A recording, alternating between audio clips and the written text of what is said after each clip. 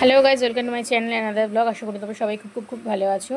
তোমরা সবাই ভাবছো ট্রেনে করে হঠাৎ সেজেগুজে কোথায় যাচ্ছি। আমি মা আর বাবা এখন যাচ্ছি ব্যান্ডেলে জেঠুর বাড়ি, কারণ আজকে আমার ছোটো জেঠুর ছেলের বৌভাত। তো সেই বৌভাতে অ্যাটেন্ড করতে যাচ্ছি। ভেবেছিলাম গাড়ি বুক করে যাব, কিন্তু গাড়ি আর বুক করা হয়নি, কারণ নেটওয়ার্কের খুব সমস্যা হচ্ছে। কারণ আমাদের এখানে প্রচুর বৃষ্টি হচ্ছে, আর সাজতে অনেকটা লেট হয়ে গেছিলো। সো তাড়াতাড়ি সেজেগুজে বেরিয়ে পড়েছি ট্রেনে যাওয়ার জন্য। তো ট্রেনে যেতে মোটামুটি ওই 1.5 ঘন্টা মতো লাগে। তো চলো তোমরা সাথে থাকো, দেখতে থাকো। অ্যাট লাস্ট আমরা এসে পৌঁছে গেছি। বেশিক্ষণ থাকতেও পারবো না, কারণ আমাদেরকে আবার বাড়ি ফিরতে হবে, কারণ ওদিকে আমাদের বেরাতে লেট হয়েছে, তাই আসতেও লেট হয়েছে।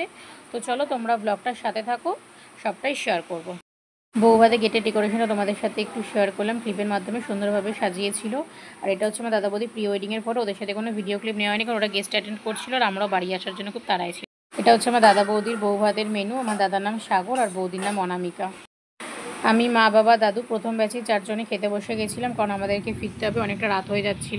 বেরানোর সময় খুব বৃষ্টি হচ্ছিল, তাই সেই ক্লিপটা শেয়ার করতে পারিনি। ভাবলাম একদম ট্রেনে উঠেই তোমাদের সাথে ক্লিপ শেয়ার করব। তো আমরা এখন ট্রেনে উঠে গেছি বাড়ি যাওয়ার জন্য।